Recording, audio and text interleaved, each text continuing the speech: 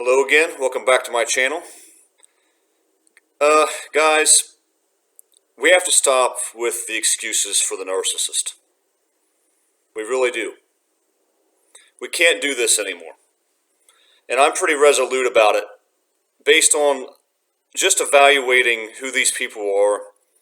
Go back and watch my most recent episode where I talk about the characteristics of Satan and how they mirror the narcissist. Because when you totally understand that reality, that the narcissist is a demon on two legs, a carbon copy of the devil, when you actually understand that, really get it, there's no more excuses.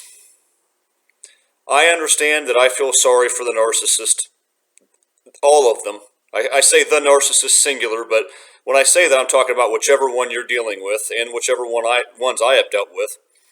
I do feel sorry for them in the sense that their end is everlasting destruction. That's what it is. But I don't feel bad for them at all about what they get in this life. Because they earn every stripe, they earn every badge, everything that happens to them, they have coming to them. Trust me, they do. And the narcissists will reap what they sow. Everybody on earth will reap what they sow in one way or another. And the narcissists, because they do nothing but destroy and blow people up, they're going to get it. And I don't feel bad about that part of it, because they have to get what they dish out to people. So let me tell you, we have to stop making excuses. They had a bad childhood. They had a really rough time when they were a kid. I feel for that. A lot of people do. Do they all become narcissists or toxic people? No, they don't.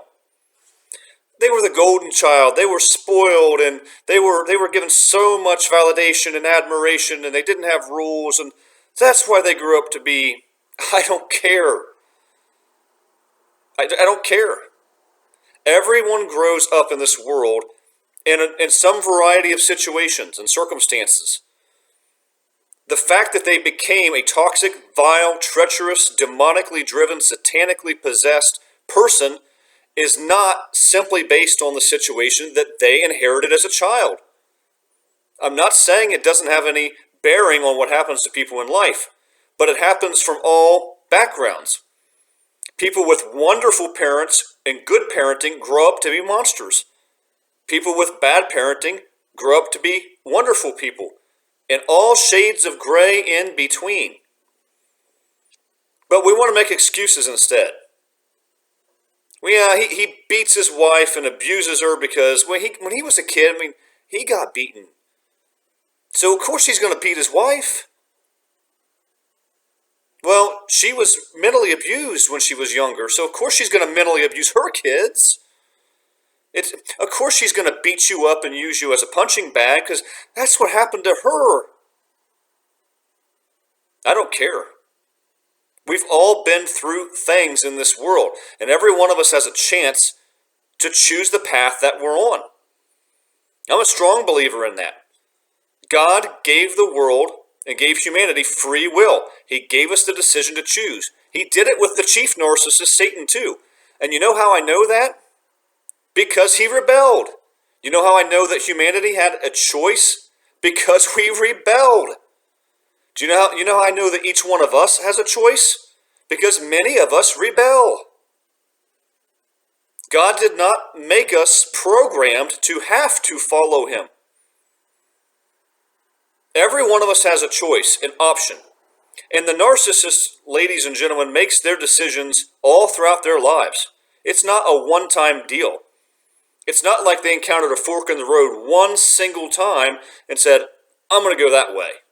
No. They encounter the fork in the road over and over and over. And every time they do, where they have a choice to take the path of righteousness or the path of darkness, the path that leads to life or the path that leads to death, they choose that left-hand path to death and destruction every single time.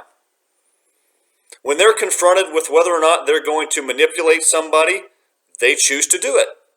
If they're going to cheat on somebody, they choose to do it.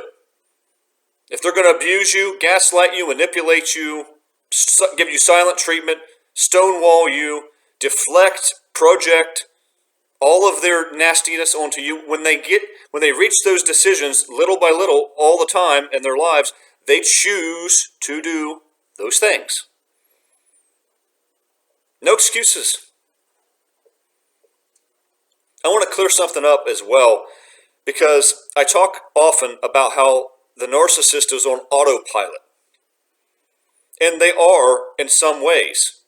That means, like I compare this all the time, you and I drive to work and you get used to that drive, and so you make the turns almost out of instinct. It's become second nature. You don't think every time you're on the road going to work, I got to go left there, I've got to stop here, I've got to... No, because you do it naturally because you're so used to doing it. So when I say that the narcissist is on autopilot or does things subconsciously, for one thing, I don't mean that they do that with everything. But two, how does one get to a point where they do things subconsciously? You get to that point because you have chosen to do those things over and over and over and over and over and over and over until they become second nature, like breathing, closing your eyes, blinking. We don't have to decide to do those things. When we get up in the middle of the night, and hopefully it doesn't happen all the time, but when you use the restroom, a lot of times you don't think to yourself, oh, I've got to open my door and come out and turn on the light and go into the bathroom. And no, you just do it. You're on autopilot because you're so used to doing that. But you got there because you made choices. You willingly chose to do those things. In this case, these are just normal everyday things. They're not evil. They're things we have to do. But the narcissist does the evil things intentionally. That's why I actually think that many of them, if not all of them, get to a point where, say for instance, they're sitting on the couch with you, you're enthralled in a movie, they're of course ignoring you, maybe feigning interest, but they can be just clicking on their phone and checking Tinder and Facebook and every other app and just going through and see who messaged them. And they're almost just acting on impulse. It just happens because they're so used to doing it. That's why I believe, and I experienced this, you can sit down at dinner with them at a restaurant and they might look over at a person of the opposite sex at the restaurant and give them the smirky eyes. I don't even know at times if they mean to do that. But they got to a place where it's common practice. And they got to the place where it's common practice because they intentionally did those things so often that they got used to it. So do you understand what I'm saying? This is why they're on autopilot on some things. But they got there because of their decisions. So I want to be clear about that, because when I talk about them doing things subconsciously, I am never meaning that they don't behave in willful and intentional ways. All I mean is they behaved so badly and so intentionally in those ways for such a period of time, so long a period of time, that they got used to doing it. And manipulation became like breathing to the narcissist. The way you and I breathe, or blink, or go to the restroom in the middle of the night, or make turns to go to work, that's what it's like for the narcissist when they cheat and manipulate and send you weird texts and bring people into the mix and deflect their problems away from themselves and project their inner selves onto you. They oftentimes become on autopilot with those things because they put themselves there through the habitual practice of deviance. Just want to be clear about that. I'm not ever letting the narcissist off the hook when I talk about autopilot mode. But let's look at the other side of this coin. A, they got to autopilot because of their intentional decisions. But B, they do still have a whole smorgasbord, a buffet of things that they do totally intentionally. Some of them become subconscious because they do it so regularly. Some of them are just flat out plotted, schemed evil that takes a lot of steps to get to. So I think there's an endless amount of things that you could talk about with this. But let me bring this up because this is always the best one. The reason why you can't let the narcissist off the hook and give them a pass, there's no excuses for the narcissist. What about the mask? The very simple fact that they can turn on and turn off their behavior, or put another way, put the mask on and take the mask off at will, tells you that what they do is intentional. Folks, if you can wake up in the morning with your loved one, the person you're supposed to care about, and abuse them to oblivion, and be triangulating them with other people, and being on dating sites while they're laying next to you in bed when you wake up in the morning, and then close the door, leave for the day for work, go to work, put on that smiley face, feign compassion and empathy, act like you're mother of the year, father of the year, employee of the year. You're the grandest, greatest, most gregarious person on the face of the earth to all your co-workers. That's a two-faced individual that knows what they're doing. Does a narcissist treat their boss, who could fire them, the way that they treat their romantic partner or their children behind closed doors? Absolutely not. Why? Because they know that they can't, that they would be fired from their job. If they knew they could get away with it, they would. And I'm sure in some cases they do that. The simple fact that they can put the mask on and take the mask off at will tells you very distinctively that they know what they're doing. When they send you a text that is crafted to be towards someone else, but they're going to send it to you to throw you off and to make you wonder and to make you squirm, that is premeditated and it's thought out. The whole time they're looking for their next victim while they're with you and they're searching for that replacement that they always have to have because they can't be alone and they must get one over on you. That's the two reasons they mainly cheat. Mainly, they know what they're doing. You can't get on a dating site or social media and message other people while you're in a relationship unintentionally. Yeah, you can get to a place where you've done it so often that you don't even think about it anymore. Which, again, that's where the narcissist ultimately gets to with a lot of their beliefs and practices. I shouldn't say beliefs, but their practices. But don't make any mistake about this. They know what they're doing. When they tear down your life, they know what they're doing. When they push every relationship to the breaking point and see how far it will go until it snaps, they know what they're doing. When they create a reactive abuse in a person, where maybe you're kind, loving, patient, loyal, and they drive you to the point where you have to snap and yell at them or get really mean, which is out of your character to do, they drove you to that point, and they know they're driving you to that point. And guess what they're oftentimes right there waiting to do? Look at him. He's blowing up. Look at how mad he's getting. Everybody, you see this? You see? They're waiting to record your reactive abuse because they knew they were pushing you to that point. That's why they did it. The narcissist requires chaos. They thrive on it. They must have it.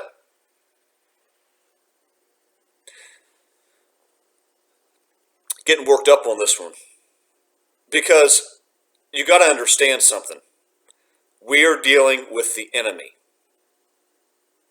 These people are evil as you can get. These are the tares in the weed and tares in the field in Jesus' parable of the weeds among the wheat, or the tares. These are the evil people that are trying to strangle out the good people. This is the weeds strangling out the good crop that the farmer, Jesus, planted. The enemy, Satan, sent them in there and planted the weeds. That's in Matthew 13. Go read the parable of the tares or the parable of the weeds among the wheat, depending on what it's called in your translation. They are the weeds. They're the people that Paul talks about in 2 Timothy 3, 1-5. Boastful, arrogant, lovers of selves, lovers of money, having the form of godliness. But they're fake. Avoid such a person. Avoid such a person. Because, guys, you're dealing with the devil. You don't think the devil works through human beings? Chiefly, that's how he does this. He sends them into your life like a satanic wind-up toy to blow you up. And they know what they're doing. They only got into the position where they're a wind-up toy, a foot soldier for the devil. They got there because they chose to get there. Don't have any more empathy for these people. We showed all the empathy we could have had while we didn't know they were narcissists, and we were trying to help them improve their lives. And a lot of us hang on for a long time. Guys, I have spoken to people and seen people that have hung on to their narcissistic relationships for decades. And there's a lot of reasons for this, but a lot of times people do this because they actually think, if I just do a little more and show a little more patience and empathy for the narcissist, I can break through to them. I can change them. They'll come around. Pray for my narcissist. I mean, he leaves for huge periods of time. He beats me, abuses me. He's horrible. But maybe he'll change. No, they won't. And like I say, if they ever do change, it's not going to be because something you did. The only way a narcissist is ever going to change is if their life gets to be such hell on earth that they have nothing else to do, no other course of action but to change their lives. But I'm telling you that that doesn't even work for the narcissist. Virtually ever.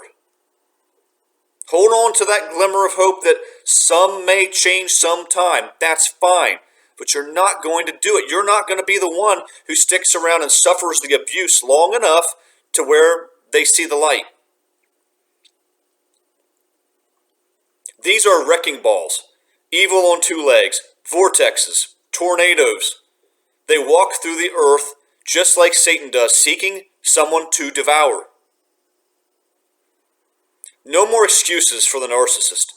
Bad childhood. They had it rough. No. You need to avoid these people. We're told. Now, if you don't want to believe me, that's fine. This is why Paul said this in 2 Timothy. Avoid such a person. We're commanded to do that.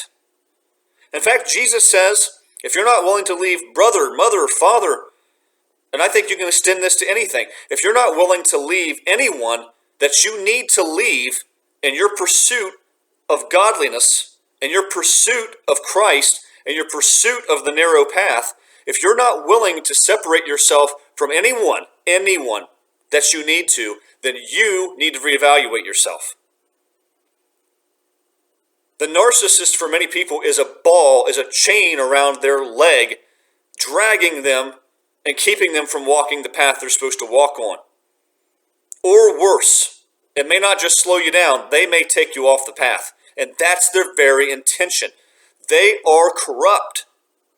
And they want you to be corrupt like them. And Satan definitely wants you to be like the narcissist. And he hates you and he hates the narcissist. The more we sit and make excuses for this bad behavior and call it stuff that it's not, call them mental disorders, they're just disturbed a little bit. They just need therapy. No, they're spiritually corrupt. They need a cleansing. But they're not going to go to God for a cleansing because they're already corrupt. They're reprobates, most of them. So I'm passionate about this, guys, and let me close with this. I'm adamant about this because I have seen firsthand in my life and in many, many other people's lives, and I get more and more stories every day about how the narcissist wrecks people's lives. And all people often want to do is make excuses for them and talk about reasons why they can't break away and why they have to hang on and they have to make it work with the person. And you're wasting your life.